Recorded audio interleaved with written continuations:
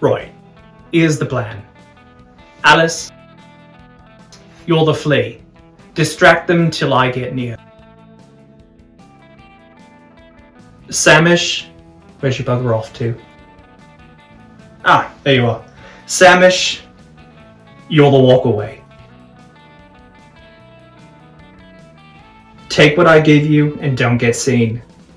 As for me, I'll be the cutter.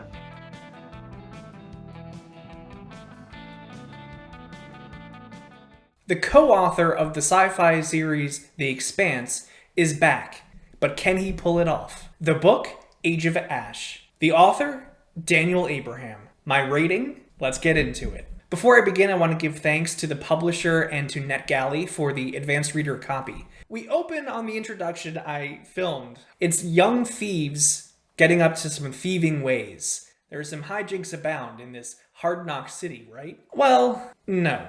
We hit the skids pretty quick. Instead of focusing on the thieving world and the trickery, we end up following one of the thieves, Alice, the flea. Alice is investigating her brother Darrow's death and dealing with the grief that comes with it. Her investigation expands her world beyond the rugged street life that she's used to into a political, magical turmoil that has spanned across the city's whole history. That's pretty much the main plot.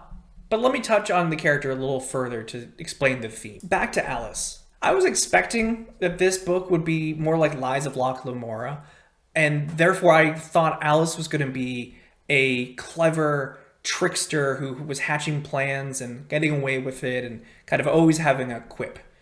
Again, as I said, she's grieving a lot. Daniel Abraham brings us into her mind, and we can really see her go through all the different steps of grief. She wobbles, she has some bad days and some good days. And the depth and that nuance is really well done. Unfortunately, I didn't feel connected to her. Really, this book is a world-building exercise of the city that they inhabit, Kithamar. Daniel is constantly talking about the different elements of what makes the city, such as the different sections where the different economic classes are living and how the seasons are affecting trade and politics doesn't change, right? The new boss is the same as the old boss, and how living in this unchanging, uncaring world can be really, really rough. Comparing it against other grimdark thief stories, I would say this one feels more realistic.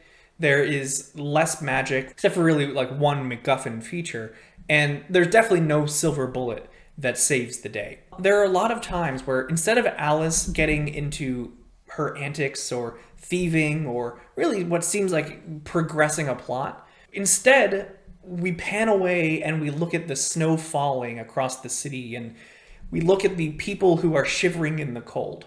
I get that Daniel's painting a picture here of the world as well as trying to reflect the atmosphere with Alice's feelings and mood, and it's really repetitive, unfortunately. It reminded me of when I made a music video for the song Yellow by Coldplay. I was a little kid, and I thought it'd be really cool to use the color yellow in different tones and just match it up to the beat as though that was some deep metaphor. It's not. It wasn't. I don't know what I was thinking. That's what Daniel was doing with the snow. Oh, look, the world is cold and unfeeling. Okay, we get it. Yeah, it's quite literally the atmosphere. More on the bright side, and a character I really did like, see what I did there, is Samish. Samish is the walkaway. She's introduced as a wallflower sidekick looking up to Alice with doe eyes. That focus changes, that definition of who she is changes, as she also is investigating Darrow, Alice's brother's death. She first does this out of love, but her agency really blossoms, and she uncovers her own world of secrets and really evolves as a character, and that was really nice to see. In a sentence, I would say, honestly, this was a paint-by-numbers, grim, dark story about a thief that unfortunately was too introspective, paced really slowly, and did not leave me with any memorable scenes. There wasn't a lot of cleverness or sharp moments that really stuck out, and so I got kind of fatigued quickly. I could see a lot of people just putting it down at the 30-40% mark and just being done with it. I would say it does kick up once the world has been explained after that 40%, but that's rough. That's a hard ask for your reader. I would rate Age of Ash a 2 out of 5 stars. Would say even with that rating, I could imagine this being a hit. Why? Daniel Abraham is a co-author of The Expanse. So he already is a known person. He has a following that people will pick up this book because of who he is. And I think also it could pay off down the road. Just like The Expanse, there's actually a bit of a slow burn to it. There are memorable scenes in book 1, more so than I would say Age of Ash. But really, the world doesn't start evolving, and you don't understand the ramifications or the politics well into, books 3, 4. For those looking for a slow burn, for grim dark, this might be great for you. Thanks for watching.